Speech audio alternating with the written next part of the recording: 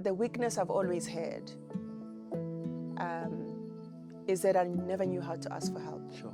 I look back on how many times I've had that feedback, and I know that it's one of the things I could have done better on is say, actually today I really can't. Sure. I just emotionally, mentally, I'm exhausted. I can't. Sure. I never could ask for help. I was the shining star. I was receiving awards. I was, I had this thing that I do not have limits. The limits I have is when God says no.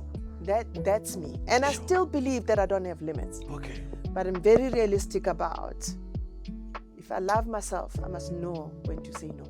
Okay. If I respect myself, I must know that I don't have capacity to do that thing. Saying I don't know is actually respect for me.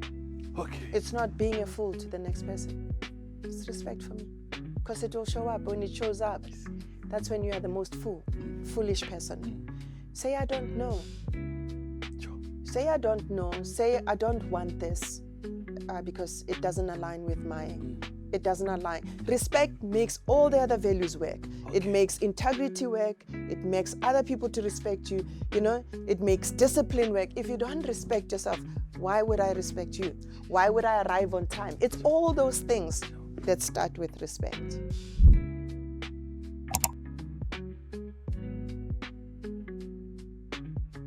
Welcome to the Leadership Summit of the Year. Yes, this is it.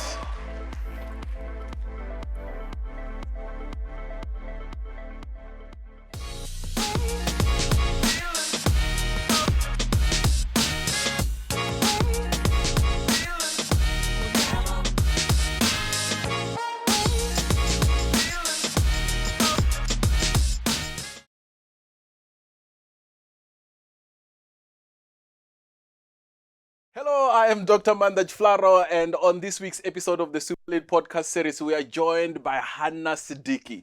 She is the former CEO of Bidvest Financial Services with over 3 decades of executive experience across retail and business banking, digital transformation, governance, and strategic leadership. And in this conversation, we reflect on her inspiring leadership journey. We unpack her current focus and the impact of her latest endeavors. Hannah, welcome to SuperLead Podcast. Thank you, Manda. Lovely. So we wanted to have this podcast in Chivenda, and then you kind of sort of say no. We'll hold in between. It's okay. I wanted to just kind of speak Chivenda the whole 45 minutes. Amen. My ancestors, they'll wonder if I really thrown them away. Yeah, that wouldn't be too bad. All right, so let's dive straight in. We have been in leadership for over 36 years. You have taken some time off. You are reflecting on the leadership principles you've learned over the years. And we want to unpack that because you're doing a beautiful project. But before we get there, just let's start with, who's Hannah? So I am Hannah Sadiki, name Pelo, just so I correct this. Name Pelo, ke moshabi, ndi muremba. Okay. Married a lemba. Okay. So I grew up in Meadowlands, born of a teacher and a nurse, very strict parents who I think I needed. And I'm curious why. It's a long story, Okay. but we'll get to some of it as we speak. Okay. And I grew up in the times that as we call it the klippergooiers, meaning the people who were part of or were in the time of the 76 Uprisings. Sure. A lot of who I am today, I really believe it stems from that. Sure. It stems from just the upbringing and the exposure of just what was happening in that time. Lots of confusion, but also a lot of very resolute people around me. My older brother was quite involved. My one cousin was quite involved in the struggle. I was around 12, 13, I think, in 76. And so when they were running in the street, I ran behind them with no real idea. And I speak about the fact that my mom was a very soft person, but very strict about what will be done or not be done. Okay. She said, you can do whatever you want. You can do whatever you want, as long as you remember that it is about integrity, and you must be able to come and say, this time I actually messed it up. Sure. And don't be involved with things you don't know.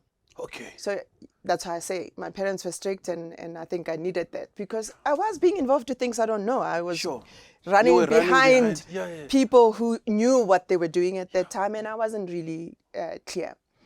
Outside of that, what also is part of where I grew up is, I say I'm Lemba because my dad taught us of what it means to be Lemba. Right. We were Christians, but we practiced a lot of what Jewish people practice, like no eating of pork, no eating of prawns was a thing. Went to boarding school in Polokwane. Okay. Because I think they thought, what are we going to do with this one that will find out why people are doing things and want to be involved, as long as she thinks that it is the right thing, which is what they taught in the house. Sure. So they thought boarding school would be take away from the Soweto stuff. So shipped my brother and I. I think boarding school was a good place indeed, because then it structured what fighting for the right reasons means. Because you can't do whatever you want in boarding school. There's rules and you follow those rules. And I'm the discipline that today I live by, of how when you wake up, simple things as in make up your bed, brush your teeth, and then you can wash your face, and then you can go see the world. Yeah. Sounds like simple, but actually it's how it structures your mind when you get out, because you've done the right thing. So the rest of your day pans out like that. When you just wake up, you just, even your mind goes in that way. So the discipline of time to eat, it's time to do this, it's time to be together, it's time for prayer, it's time for studies, is stuff that today I speak about how I'm painfully structured. Because it came from the boarding school piece. And you're like the exact opposite of me. I'm painfully structured. I think my kids have learned and they found a way of working with this structured person. Wow. One of them is not, but they found a way of managing with me.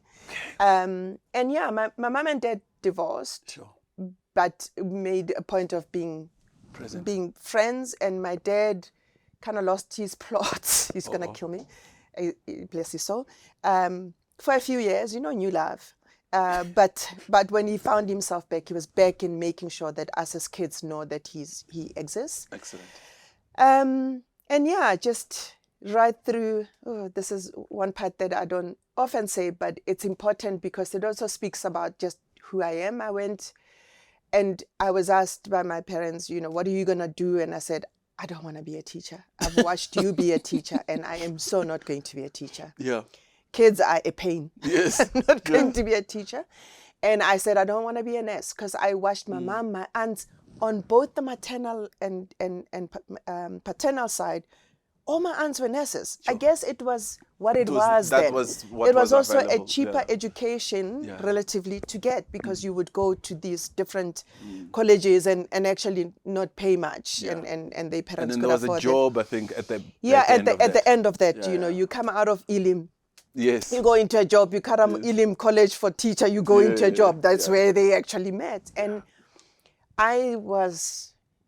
I don't like what I'm seeing with the two of you. Sure. I can't tell you, I don't think I could tell you then what it is with my mom, but what I knew about my dad is this thing of having to have a cane in your hand all the time and shouting and screaming and disciplining people is not what I want to be. And that's what teachers have. I wanted to do something exciting, and there were, my parents were liberated, in a time that I think when I look at our street and people I grew up with and played with, we were allowed to be what we wanted to be, and when I said, I don't know what I want to do, but I'm not doing that, they got me to speak to my grandmother's employer at the time, Dr. Helak, who then said, why don't you do medical technology then? You have good results. And I went and did medical technology at TNT. Yeah. Came out, worked at the Institute of Virology for a year just to finish my diploma.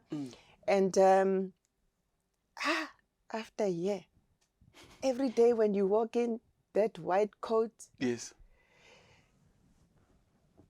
Man, even your body language. Yeah, the specimens, ne? Yes. Human specimens, may I say. Yeah. You like, is this all I'm doing? Yeah. There was, I know today that I like doing work where I feel like I'm adding value and that I'm also getting value. There was value in the work because you were able to tell doctors, no, this person has hepatitis or they have TB or they have this or the other. But you go home and that's it. Eish. And for me it was, there's something missing.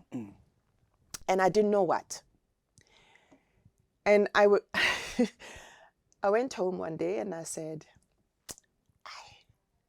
to my brother, my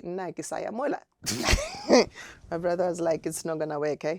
It's not going to work. Because he had just also moved from doing plumbing, and my mom had said to him, well, then you must do something else and you must put yourself through school. Sure. So he did electrician. Sure. So he had both. And he said, then you are going to be in trouble. Yeah. And I looked for a job quietly. I resigned. I found a job in a bank, the Blue Big Bank. And I went there as a teller. Okay. And when I told my dad, he said, so, honor udule uapere dustcoat ye cheu, utushe batho hore ba fole. Wena o nyaka go counter tšhelete ya makgowa. I'll never forget my dad saying that. Like, no excitement, like, that's a lower job for him. I'm going to go and count people's money, and specifically white people's money. And I said, Papa, I'll make it work. And my mom was like, as long as you're in a job, you're not going to be depending on me.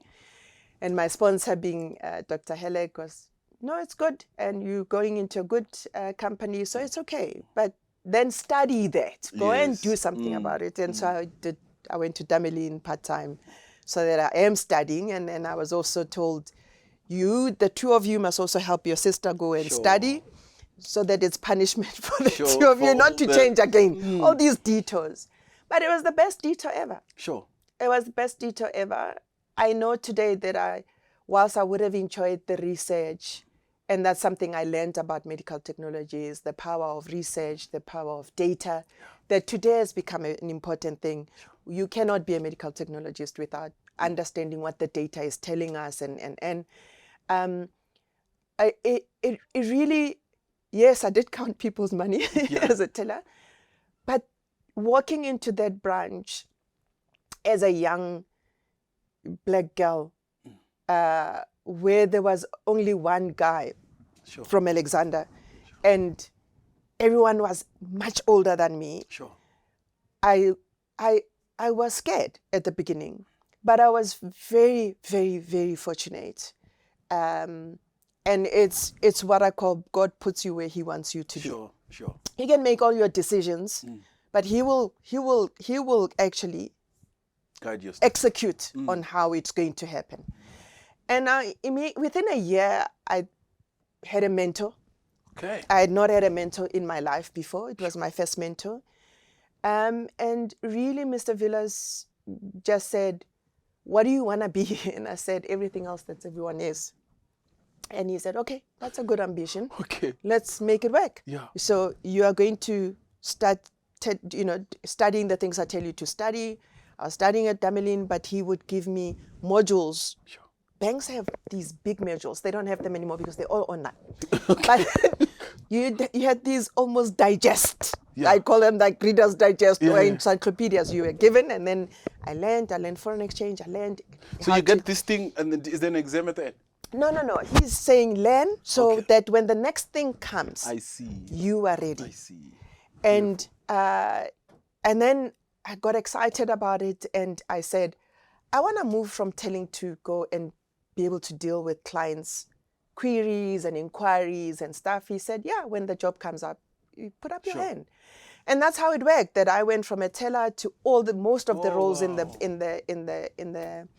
a branch of a bank. And they put me on an advanced development program at that time for junior managers. And I was given opportunity to relieve managers in the south region of Gauteng. And then I came out. I was given a branch myself. And then after a while, they said, no, we need you back on the program. I don't know how many programs I've been on, Manda. I need to sit and actually count, because I really don't know how many programs I've been on. The banks do I will love them forever be programs. grateful to Standard Bank for the programs they put me on. Sure. Because from junior manager to middle manager to when I became senior manager to when I was now an executive the first time, they put me on another program. And these programs exposed me and gave me, an understanding of how the banking world works, but also how the different sectors work. Because you then, in banking, you are fortunate. You deal with all the sectors of businesses out there, from small to big businesses.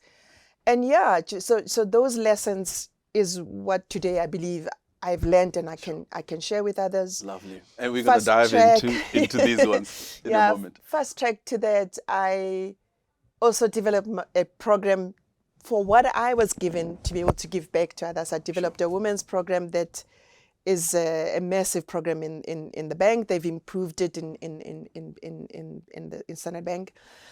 Yeah, and just to fast track women. And I left Standard Bank South Africa, and I went to Angola. Okay. And I worked in Angola for 5 years. Oh, wow. When I went, like someone said to me, when I went to Port Elizabeth as a first executive role, I arrived and someone who's still a friend today in Port Elizabeth said, I know you don't like us right now, but you're going to cry when you leave because we're going to grape into your heart. You're going to fall in love with the Eastern Cape, which is true. That has happened.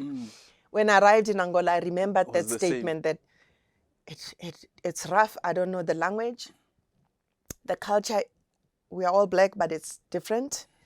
And it's it's very, everyone says the African continent, the culture is the same everywhere. Yeah.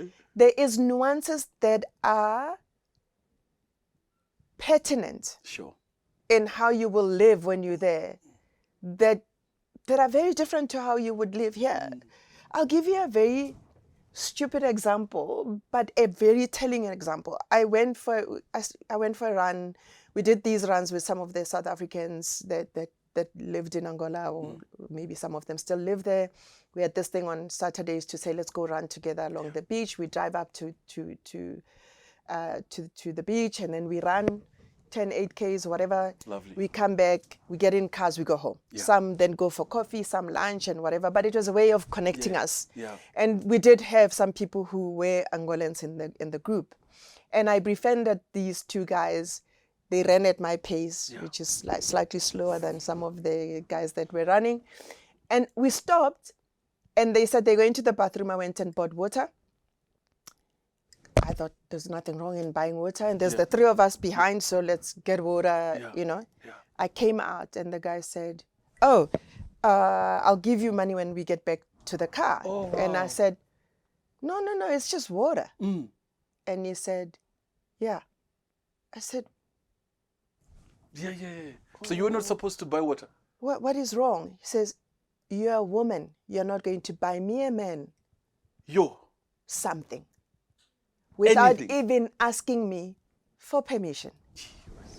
I was like, like his face told me I have to apologize.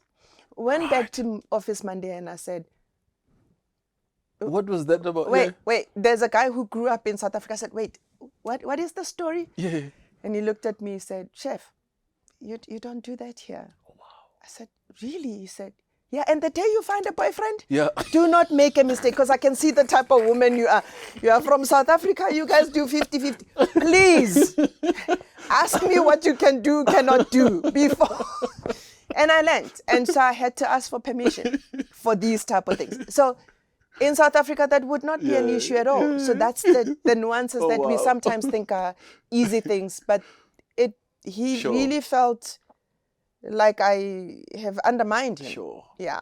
So back to Angola, I stayed in Angola, lived in Angola, coming home as and when, and then I came back during COVID, and I joined Bidvest Group as the CEO of Financial Services. Lovely. And then So yeah, moved you ran that. from the counting the money. Sadly, my dad didn't see me get to Angola to see that counting of money got me to an executive role in another country, and see me as a CEO of a bank and a division that had other businesses inside. Lovely. But wherever he is, I think he was smiling to say, that crazy child of mine. It worked. The counting of the money worked. Yeah. And then you came back to Bidvest. I came back to Bidvest, and I left Bidvest in December. And I've been home. For 6 months. It's now my 6th month. and we're gonna unpack some of the lessons that you've learned over these years. And as far as I understand, these are being encoded as a book project, which you're gonna come back again, and we're gonna launch the book again together here. So wherever the book content is at, we can get a sort of first deep on it. Yes, we can. Okay. Right. Before we get into the book project, I'm just curious, from being in that 1976 cohort, and sort of the energy of the young people at the time, maybe some reflections of this 50-year project that Uprising led us to.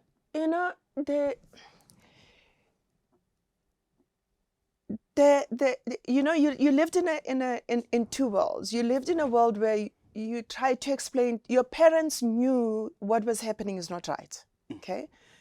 But the way you as a youth want to solve it, they don't necessarily agree, because they didn't really agree with all of the marches, and it's because people were dying, right? Sure.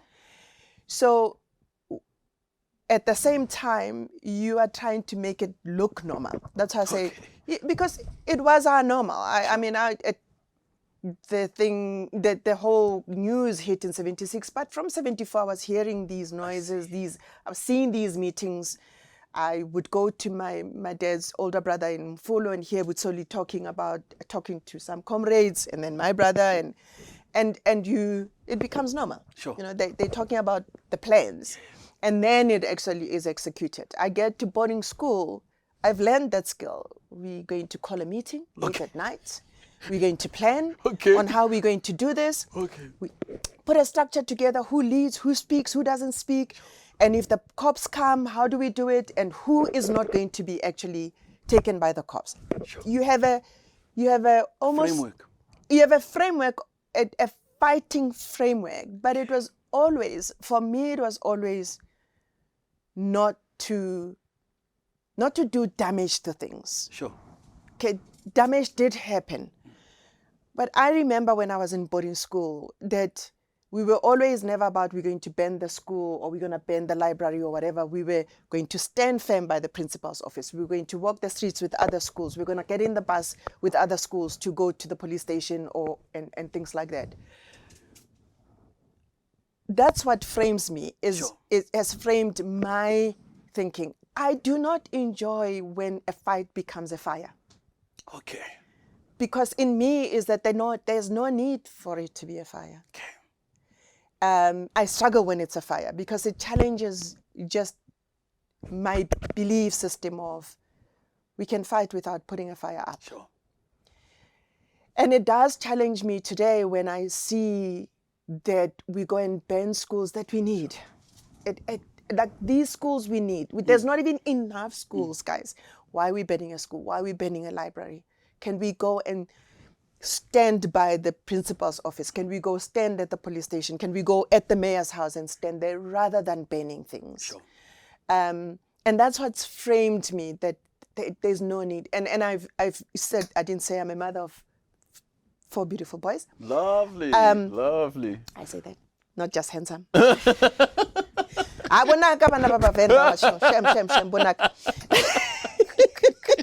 Even if I say so myself. Of course.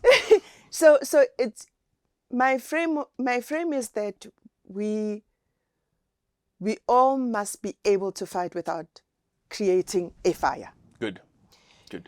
When it gets to the fire, we must step back. Sure. And then regroup and come back Sure. with calmness and speak again. Sure.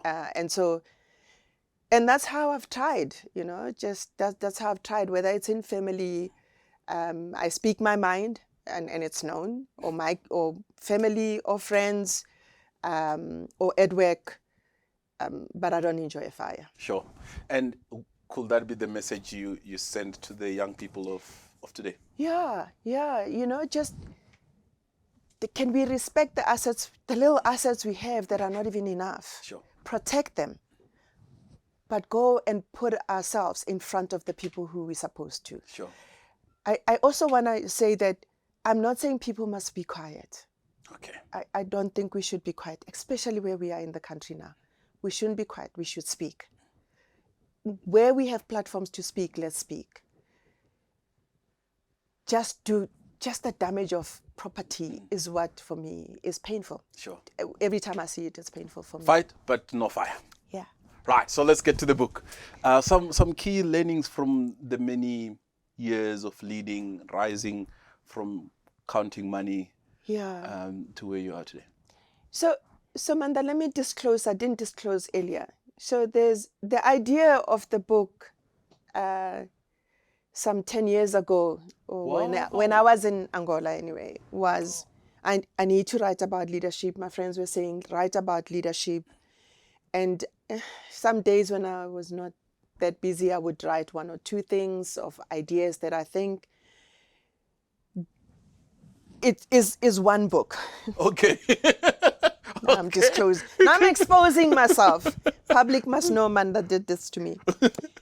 And then the second book, which is what I call the book project now, came about and has actually made me put the other book on the side, because I have been looking after my mom for 5.5 years. Okay. And in the process of looking after my mom, there's been lots of tests, there's been lots of challenges, there's been beautiful, beautiful moments, there's been good laughs and tears. And when I then stayed at home, the intention was I'm going to go and enhance my skills and my expertise around governance, risk, compliance, so I can go and sit on boards. Okay. That was what I thought I would do in January. Okay. I registered, I did the Harvard 10 weeks course, I did the UCT 10 weeks course, Okay. I did the Global Consortium Director Program. Wow. In the process, in the last 6 months. Okay. How many 10 weeks are in 6 months? I am OCD.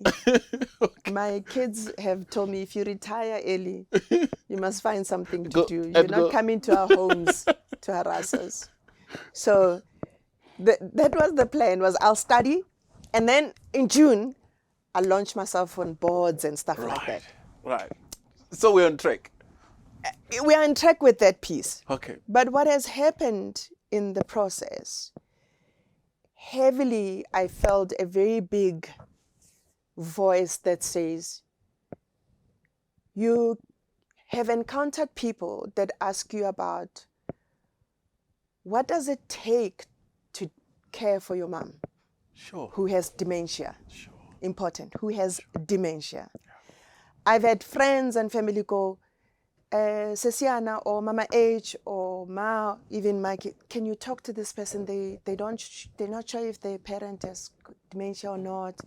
And I've been kind of the guide, the advisor. I attend courses. So yeah, I've not been home. In the evenings, I go to these places where I learn about what dementia is, Sure. what it takes to manage dementia. And so the message was, people who can afford to do the courses of dementia, people who are well off. Sure. People who come from where I come from in Meadowlands or Haramkhopa, or, they don't have access. And we are seeing this problem of people thinking that the elderly are mad or crazy or mental because we don't understand. Sure. And so that's the book I'm writing now. Oh, wow. Let's go there. That's the book that's halfway in my measure. Maybe the editor is going to say something else. I don't know. So I am writing, what does it take to caregive? One, as a loved one. Sure. It's your mom. You're now not the daughter. You have to be kind of the nurse, right? And two, in a professional job. Sure. Okay. And then three, I'm trying to incorporate in there, for people who don't have exposure, what are the lessons I've learned that don't need money, that they can use? Okay. So the book is not to end with, I've written a book of my experience. That's it. I've written a book of my experience, but I've also asked people what their experiences are, talking to different people, so I can incorporate a guide that I can go to a home in Alexander or Toyando, Ndisukendiri, can I teach you what it takes in a home? Sure. And at least equip them. Because we are not equipped. There's not enough material in the country. Sure.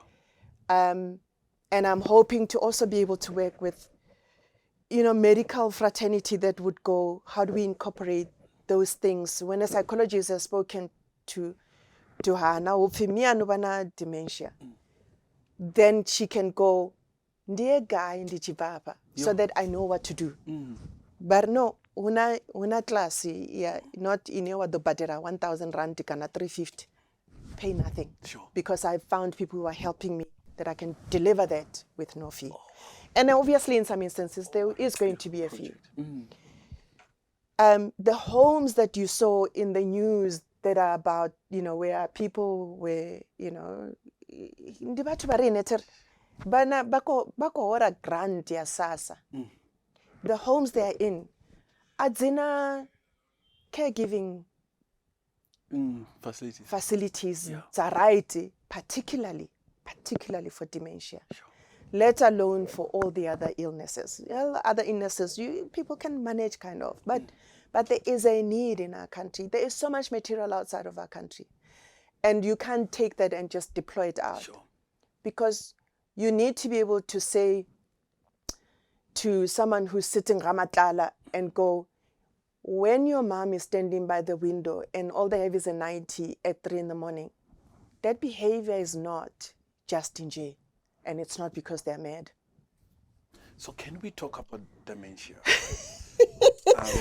Sort of go... So can I close on the other book? I know it's your show. Yeah. So this other book will come afterwards. We'll come for it. It will come. It will come with what I learned as a leader from there. Now I'm curious to learn about this 5.5-year journey. So maybe just let's start by painting the state of play. Yeah. How prevalent? What are some of the symptoms? Just paint the picture for us. Okay, so I'm now telling you what's in the book. Yes. Okay. So you're gonna help me sell this book. That's a deal. Yes. Okay, so what we saw was, I was in Angola. My sister was living in Côte d'Ivoire. I hope I said that right. Yeah. I don't speak French, a little bit of Portuguese. I would have tried. And every time we come, we're like, Mama forgets more than what we expect an elderly person to forget. Okay. And how old is she at this time? 80, 85. Okay. Okay. This is a woman who had a gym for the pensioners ko strateng sa hae. Bote bo ba ko da we were aritore we o jimiwa paran wa mpiro a jimiwa ngor bo ba nese mungwe na ya kliniki ba pira parana afi menes ndoda na bambiri kerli vaka doctor mianga bara no it's right machero ba buyere kliniki or ba gai ba renga mishonga. We are doing this. Yeah. I'm trying to give it to you. And so and then it's so I just thought, okay, let me fetch my uncle. They must live together because they live separately. And anyway, I was helping with my uncle, so to live together. And my uncle, God's ways of work was the best thing we could do to have him in the house, because then he saw the signs are increasing. Our neighbor, you know, the old Midlands Zone 5,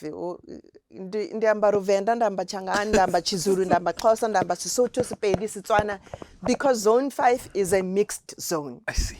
And so, abutimeke kiba hesu kiba soto go bua soto kaofela, and you know ke motho ho nna ke abutwaka. Okay. You know, so my expectation o check am. And then had to phone out like, hi menese ha right o tle le dijo hle mathuso, you know, things like that. And then instead the conversation was, what's that menese na ile di shopong, the everyday thing she did without fail. Wake up, bath, shower, whatever, dress up, go to the shops, buy a newspaper. Okay. Sowetan and Post. All right. I don't know why both, but I lived my life. My mom had the Sowetan every day. Right. Weekend, Sunday times. Then come back, then make breakfast for everyone. Okay. For her and my uncle. And she would come back without it. And then I would make was like, Hatu no wile kae kwa menese. Hai, what's why ke hopola se ke le mo hora ka tshwara pampiri mek. Tshwara o ilo nthekela. And I would make her watch this behavior. And then when I come home or phone, he would be like, I'm worried, man. I'm worried. And fast track forward, lots of these things, and I write about them in the book. I then speak to my doctor and I'm like, doctor, this is what's happening. What does it mean? And then he says dementia. I have no clue what dementia is. Sure. Says, maybe we must test it for dementia when you come home next time. So I come, he does desktop that GPs can do, and he says, I think it is. So monitor, and fast track forward, I had to pull her out of the house. And because my moment of being scared, that made me make the decision that is contrary to Rineba Tuatsu. Ndichi phone up him mabo siach tofa chi on the whole night. Darier the doana boso erandunti. So ramba na karadzianga ndare aribaise ka home. My family didn't enjoy that. My family being, there's just the two of us who are primarily responsible for my mom because we lost my brother. But I can tell you, half my cousins, especially on the maternal side, on her side, were not happy with that. But we are out of the country, you know. Circumstances, and but that's why you know, they don't look at the whole journey and the complication. But yeah, and then fast track forward, COVID made it worse. Sure. It even got to depression, and I had to pull her out of the home because she would lock herself in the room at the nursing home. She would get that aggressive and lock herself, and it will take sometimes a day and a half, and I would have to come and ask her to please open for her when she hears my voice, not over the phone, even though she had her cell phone and we would have tried. And I just thought, let me take her back. And I brought her, and yeah, I have watched the journey of the impact of dementia is not only on the mind, and people focus on the mind.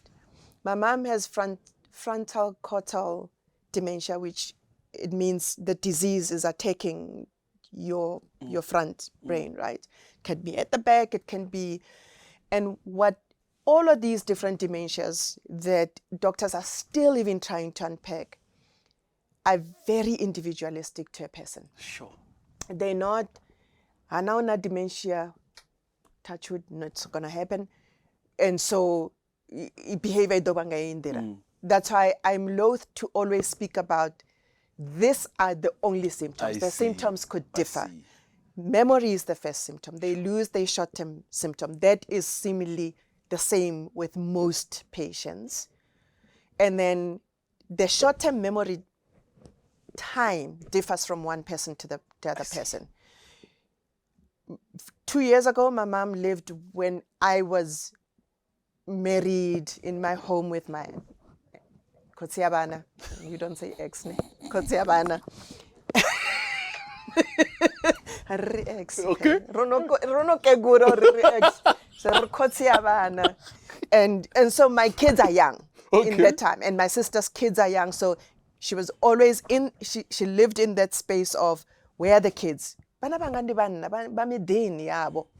But she would talk to us like it is in that time. Now she is living, her short-term memory to medium-term is all gone. She's living when she was young and we were babies. Like if I say to her, Ndinema, Kehan, nang hana waka use mukakanyana, kinyako muluha miriri, ugai kito muluha miriri. She wants to do your hair. Yeah, she did all the time. I used to plait my own hair because she taught me that nobody must touch my hair. You know, as Jewish people, we have all sorts of things. I think, or maybe in Dukotsianga, we came up with that. I don't know. But so, and then it doesn't affect just the memory. It changes behavior as well. Sure.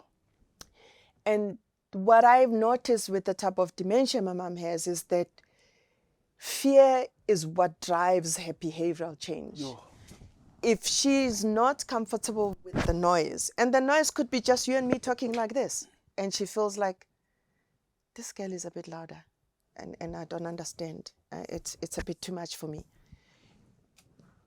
Her way of dealing with that is either walking away from all of us or being aggressive, because she's trying to push away, or aggressive, and she'll say to us, can you guys get out of this place? It changes appetite. It changes the things that they used to like. It changes a lot in their behavior. And the more memory loss, the more difficult it is to deal with. There's times when, I read up a lot. I still read. And I knew that one day she's going to forget me. And that's when I think that that's when people, particularly Mahayan, in the villages and townships, what we used to hear that mutwalo yaba mufisite is because we didn't understand this. Sure. You know, so yeah, and that's the thing of you are now not knowing what to do with her at that time. But I'm figuring out tactics. I'm on different groups, US, UK, I'm on groups everywhere. Research works, okay? It teaches you things. I think we're managing better than we would if I didn't do a lot of the reading. My sister does a lot. I attend sessions like that. It's out of fashion. You know, the first time she didn't recognize me, even though I knew it was coming? Yes, that was painful. Sure. No, that was painful. So you greet her and she'll be like, I greeted her in English, the language we've been using for the longest of time, and she looked at me and she said, who are you? Yo. And I said, Hama. Literally, Hama. Yeah. Kinna. And she said, Wenama. So now, I know every day, if not 3 times a day, I can be asked, who are you? And I repeat. And when she gets upset that she's expecting the little girl and I'm not getting it, I then call myself with one of my aunt's names. I don't look. Because then... because she's in that world. Yes, so I'll just go, how says, kin na makhubani, or, yeah. And then she goes, oh, kin na mkhadi, oh. He says, let's see nekere, and then she continues. So, from your experiences, how, I imagine those that are watching or listening to us might be in similar spaces. What to do differently? Based on everything you've read and the groups and your experience? The one thing I ask everyone is, let's not be judgmental. Oh, wow. Just try to figure out what's happening. Okay. I think a lot of youngsters are not paying attention to what's happening to their parents. The signs come much early. Sure. We say that it's, what you file, good. You must ask more questions, be more present. Okay. Can we get off the phone and just hear what they are saying? Oh, wow. And just, the tactics we are using is, I keep saying to the support that I have two caregivers from when I was full-time in a job.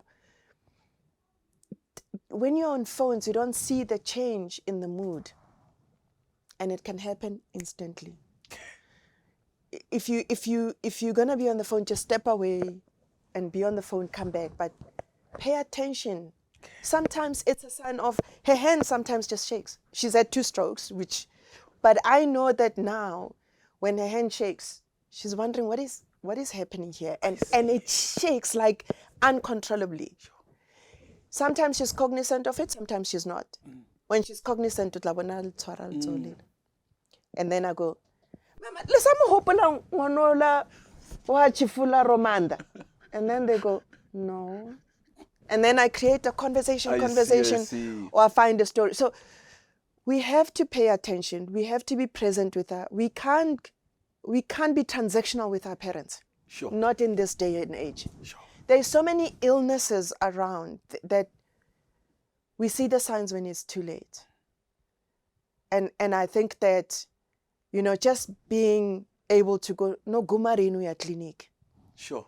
We don't ask questions like that. Re dropa grows, arabasumbeza guruin tsarabule. Do you know what she said? We go there, drop groceries, and then we show her our new cars, and then we drive back to Joburg. And that's wrong. Just if you're there for 2 hours, be there for 2 hours. Listen to the conversation. Look at the limping. Look at the change. Look at the fact that Mama could look for spectacles while they are here. I know I do it, okay? No judging. I'm almost at Sasa Grant age, but I'm there actually. But you won't look for it for long because you'll go like this. She can even touch her face and not know they are here because in her mind, she's not feeling them. Sure. The brain is saying they're not there. And it's things like that you got to go, no. Something is wrong. And then so no judgment, be more present and observe, ask the questions. Yeah. And once you're starting to pick up this, what now? Look, I mean, the right people to assess are different types of psychologists that are. There's geantrists, there is, psychologists with different expertise that they have. I know we don't have access to that. I asked someone recently who comes from the Eastern Cape, I said, call me at good clinic and then see if the doctor, you can explain this to the doctor send them home. I then said, save money until month end, take them to a GP and say to the GP, I want you to actually have a conversation that suspects they have dementia. What saddened me is that the GP paid attention because they have so many patients in the rooms that the psychology date they were given, I think in August. So now I've said, okay, you're going to be my first guinea pig of guiding you what to do. Sure. I'm not a psychologist, but I can at least tell you how to behave and what to look out for and, what you could expect. And I'm going to do it for her. And I imagine this becomes your new pursuit. What a beautiful pursuit. So I think, the one above wants me to use the journey of what I call like beautiful moments and very difficult moments to share with the world and teach the world. I didn't want to be a teacher, but that's coming Here back you are. to bite me. Here you are. Teach the world, and when I say the world, I'm talking our world, South Africa, and find ways of elevating the conversation, Sure. of elevating caregiving for our elderly people. Wow. I wonder if there is, for the young ones here, if there is anything one can do to delay the onset.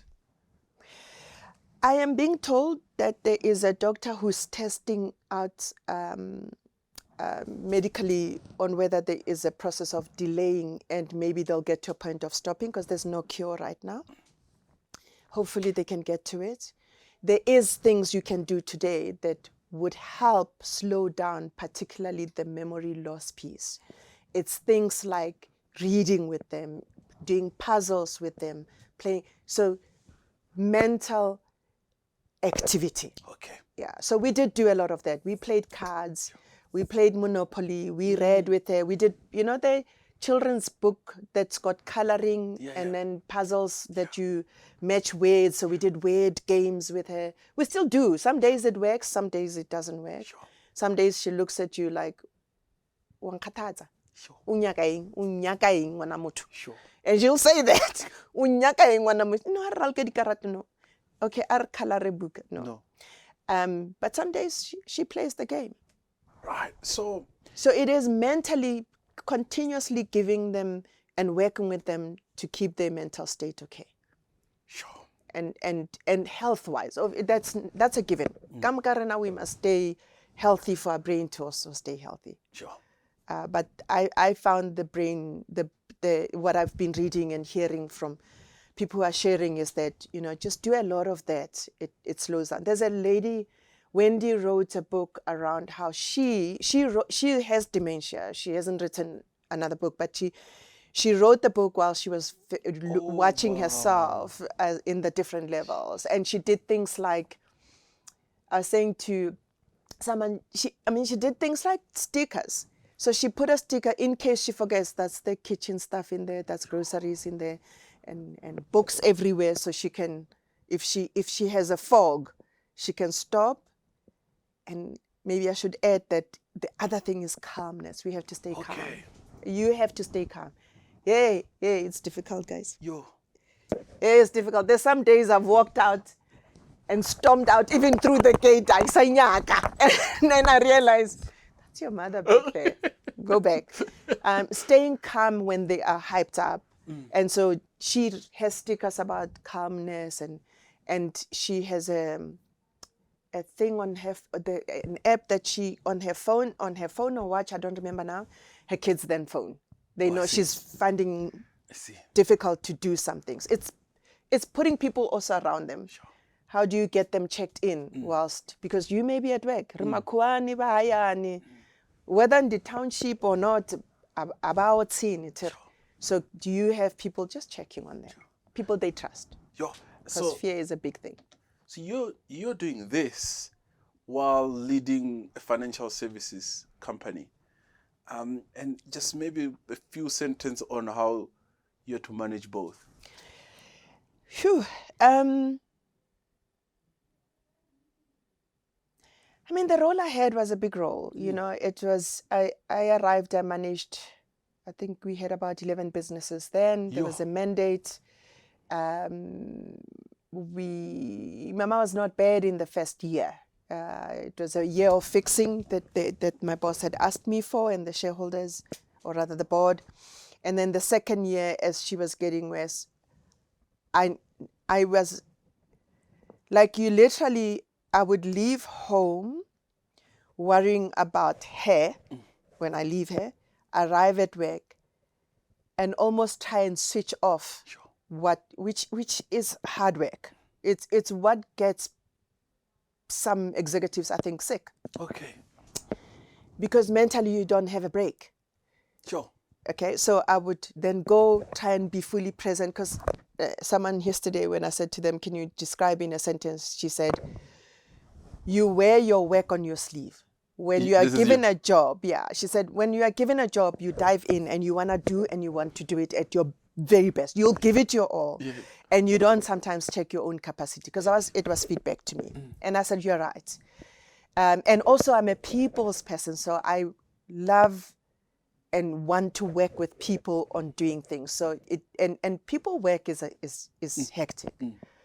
I enjoyed the work that I did. I really enjoyed the people I worked with. I enjoyed my bosses that I worked with. You get to a point where switching off is not easy as it gets worse at home. And the thing is, and I call it God's work. It got tough at home and it got tough at work. Yo. So now you are dealing two tough environments. Your brain does not stop. Your body is like, we can't even support it anymore. You know. The things that helped me was I wanted to be able to do the work to the best of my ability. So then when I walk in, that engine starts, I run. Okay. It's like you've put petrol and I go. Yeah. And I then would, I believe that I gave my best in that 5 years. I don't even know how many times I got sick, but when I did, I would even be on the work. I'm not advising people to do that. And then I would get home. I learned this through when my boys were growing up, because I've always been an ambitious person, I realized that they were starting to hate my laptop, because I would get home, Sure. I'm cooking, and then I have my laptop, and then I had this tactic of when they all go to bed, I'm on my laptop. Okay. So how I coped is I would get home, be present for her, deal things that are kind of easy, quick on WhatsApp and whatever. When then she goes to bed, I'm on the laptop. What it results in, though, is you find yourself sleeping 3-4 hours and not enough, which is not healthy. And then when you get to my age and you sleep in 3-4 hours, you're doing damage to the years that God wanted to keep you for. And I started questioning myself around hectic job, hectic home. Something has to give. Okay.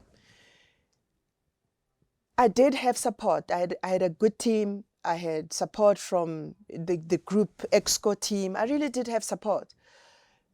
Where I believe I could have done better is they would ask, how's your mom? And I would go, no, she's okay in her way. It's my sentence. And it's still my sentence. I'm learning to figure out how do I say it in a way that is more telling than I am telling. So when I say she's okay in her way, nobody says, so are you okay? Or what are you doing to help? Yeah, I've closed it. So she's okay in her way. Oh no, and then I'll make it a little bit of a joke sometimes. Oh no, yesterday she didn't know me. Oh, Anyway, I'm getting used to it, and then we pass. I think in corporate we and I'm now talking generally in corporate, even where I've worked before, and I'm one of those leaders that I'm saying I need to learn to ask further. Yeah. If you've told me that there's a problem, how's it going with that problem? Sure. How are you and the person coping with that problem? It may not be a work problem. Sure. But manda achijena apa, I see half of manda. The munda, the kotiabana, and all of these things, they do have an impact on how we show up. Sure. We can switch on and off for a certain period of time, but you can't do it all the time. Sure. It's impossible to do it all the time. And I like the advice around the people we're leading. We might not know the full extent of what they go back home and have to do. And yet we come and we demand and we go and we don't check in. Yeah. What could maybe have some of your colleagues done slightly differently? This lady I spoke to yesterday, she was my colleague, and she said, I said to her that the weakness I've always had is that I never knew how to ask for help. Sure. I look back on how many times I've had that feedback, and I know that it's one of the things I could have done better on is say, actually today I really can't. Sure. I just emotionally, mentally, I'm exhausted. I can't. Sure. I never could ask for help. I and I said to her, she knowing me more and longer than most people, she then said, but I don't think we asked you, where can we help you? We saw you as a strong, self-sufficient leader. That's why she said, you wear your work on your... You're on the go. So you go. If you go, hey, I need this, we come and give you. We don't go, what else do you need in this whole system that will help make your life easy? Sure. So we don't ask, how can I make your life easy for you to be the best you can in the business? Sure. And do you think when you're carrying what's happening at home and you arrive at work, does some of this impact perhaps how you lead and how you might be received by the team? So I think at the end it did. Okay. Because I withdrew a lot. Sure. I just I'm going through a lot at home. I don't want a lot at work. So ndicho umbera ori mandat kombera adiber na body kombera document gadubala so. And then you are late. Yeah. I'm like, I don't have energy to be fighting with you. Sure. It got to that point in my last 7, 8 to 12 months that my business manager said, but the guys are now starting to slack because you will then take it and fix it and go. I see. Because you are just tired of having these conversations. Even though he didn't know I was tired because the home front is, I slept 3 hours. My mom was pacing the whole night. Can I just get the report? Por favor. Is that a lot to ask? Can you just do your... Do we have to... Do we have to have this conversation? You didn't show up.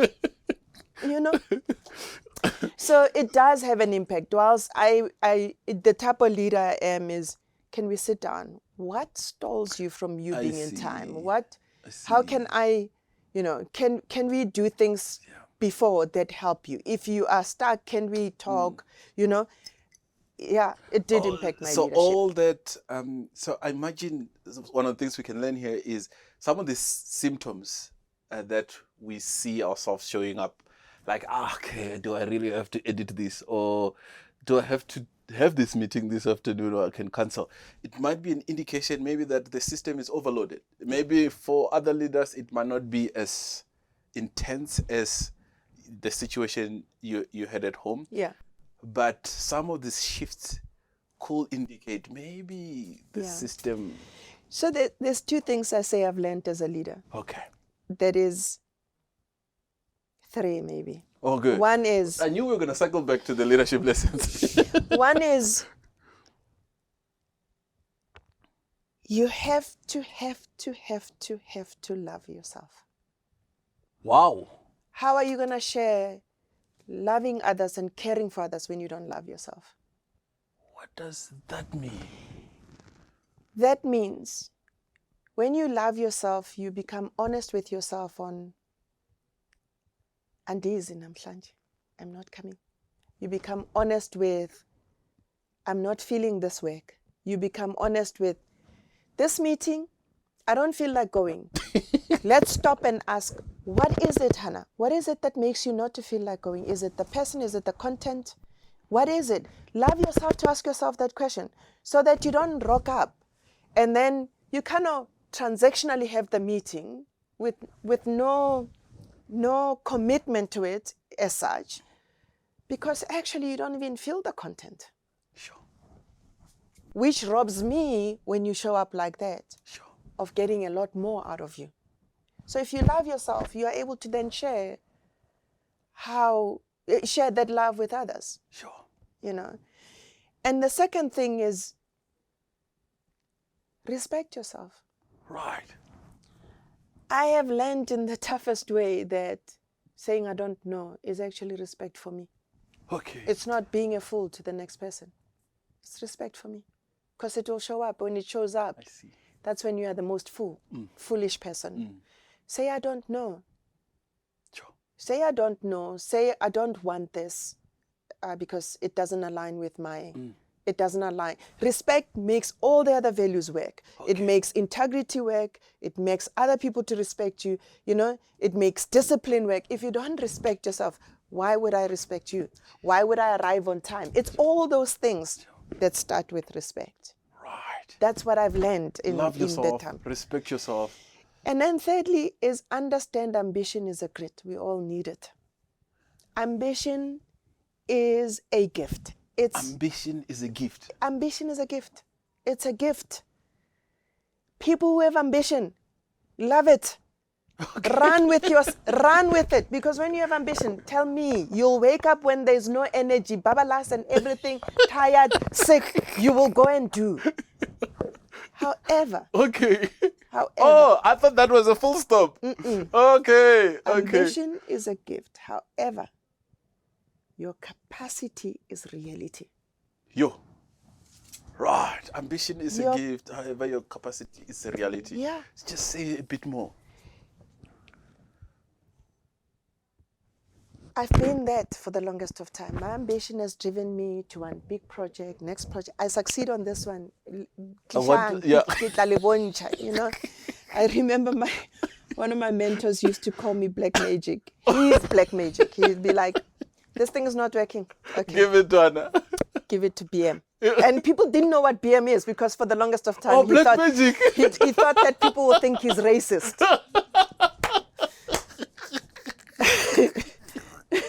So he said BM. Me and him knew what he meant. Yeah, he's Black Magic. And I would run, and I would not say, but boss, I don't have capacity. Sure. I was the shining star. I was receiving awards. I was, I had this thing that I do not have limits. The limits I have is when God says no. That's me. And I still believe that I don't have limits. Okay. But I'm very realistic about, if I love myself, I must know when to say no. Okay. If I respect myself, I must know that I don't have capacity to do that thing. Right. And how do you assess? Because you get a project, you do your Black Magic thing, and then it works, and then you get another one, and ambition is fueling you as well. It does. So it does. It's a gift. Someone must invent this capacity measure. Yeah, ne? Yeah. We need someone. You know, how you measure is when you start stopping to enjoy. Is for me one of the things. Sure. Is maybe enjoy is not the right word. I think a better word would be when you stop having, having joy in doing that the thing. work. If you're doing it because you know how to do it, and it's but when it doesn't make you look back and go, don't go back. Don't take on another big one. When you then are sacrificing, underlined, sacrificing key things about either yourself or your family, then you must know that capacity line is thickening. Right. So what does this sacrificing key things So like? Manda, can I tell you, I love doing work with the youth. Okay. I know that I haven't done a lot of work for the longest of time. I love Women's Month or no Women's Month. I love having talks about life, whether we're talking about what it means to be a single woman with kids and having a career, or whatever topic. Okay, I haven't done for the longest of time. I pushed them out, and maybe that's why I pushed you guys out. I don't know.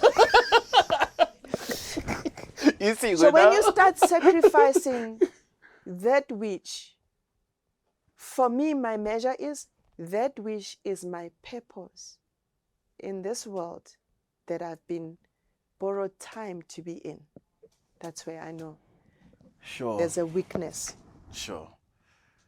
So lack of capacity management for me, it's a weakness if you don't go and look at what are you sacrificing. Okay. What are you sacrificing? And when over time as well. People say, do you have a life? Yeah. And we describe life in different ways, right? for some people, it's the ability to be able to go out with my wife or my husband or my whatever once a week. It's ability to go and watch my kids play sports. It's ability to sit with them one evening at least, to do homework with them. It's ability to go home and say, my wife, it's my turn to cook. It's ability to read, time to read a book. A book, lead with super clarity. Those things are in there. Actually, a friend of mine, first time I knew about Manda is a colleague and a friend were at the airport, and he said to me, buy this book.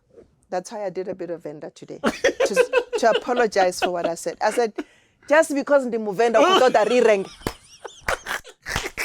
I re-rang something at Kua. He's gonna laugh the day he sees this. And he bought it for me. And then I started reading. And I said, I'm not going to tell him I'm enjoying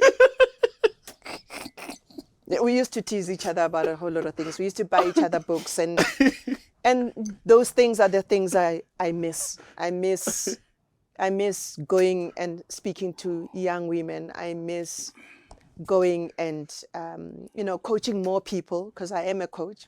Okay. I'm coaching people. I miss mentoring more people. I miss, just someone saying, I don't really need mentorship, but I've started a business and I'm kind of stuck. Can you give me 3 hours of your time? Sure. And I've been doing those things without. My reward comes from God. Is He will says, if you give with an open heart, I shall. So when these things starts to fall by the wayside, the things you are here for. We are not here to be doing the work that we do, I believe. Yes, we must make money, but there's work that changes the narrative, particularly in South Africa, the narrative of our youth. Sure. That changes the narrative of a woman that's sitting, having challenges, doesn't know what to do because they just lost a husband from a divorce and they don't have anyone to talk to. Because my Makadzi said that, so I know Makadzi. I think we'll just have this conversation forever. All right, the team is gonna kill me. Yes, the team is gonna kill you. Just so for me, leadership is really about self-love, respect, and then just understand ambition is a gift, but. So, however, if I take all three, they feel like inside jobs. It's good. It's got less to do with the crowds and the people and the strategies and all the rest of it. In essence, the work of leadership is loving oneself, respecting oneself, assessing one's own ambition relative to the capacity.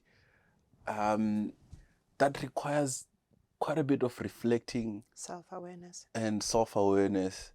which gets robbed when it's hectic at home and it's hectic at work. Yeah. When now do we have time to think about self-love?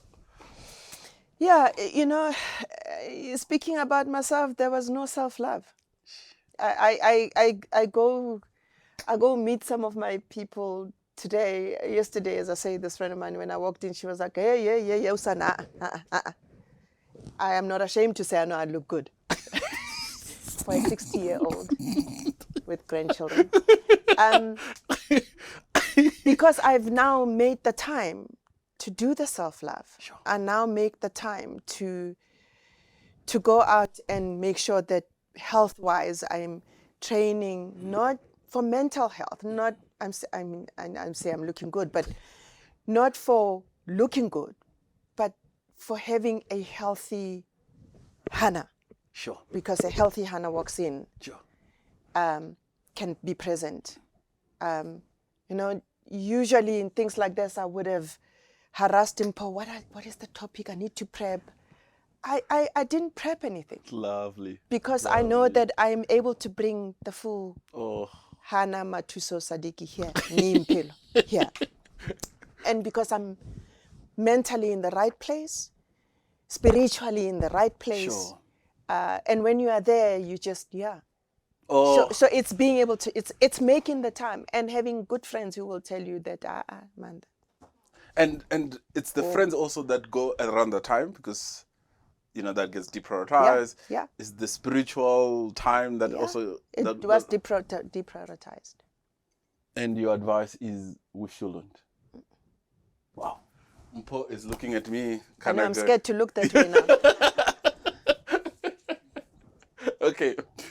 Where, can I create a social commitment and say, when is the book coming out? Yo, yesterday I was asked the same question. You see, the guy I'm trying to negotiate for editing is now going to increase the price. I really am hoping that I don't get to November and it's not out. Oh, good. And I'm putting a date slightly out because I do need to negotiate with my potential editor. Okay. I want to be able to give it to them. They will take, I don't know how much time they take, but just for them to then go through it. Lovely. Yeah. And when it's in November, you'll see a book with a weird title. As long as you see Hannah, Her Majesty Sadiki, you must buy it. You must buy it. Hannah, it's been such an honor. Thank you so much. No, thank you. That was Hannah right here in studio, everybody. How phenomenal was that? Detour. Oh, that was so good.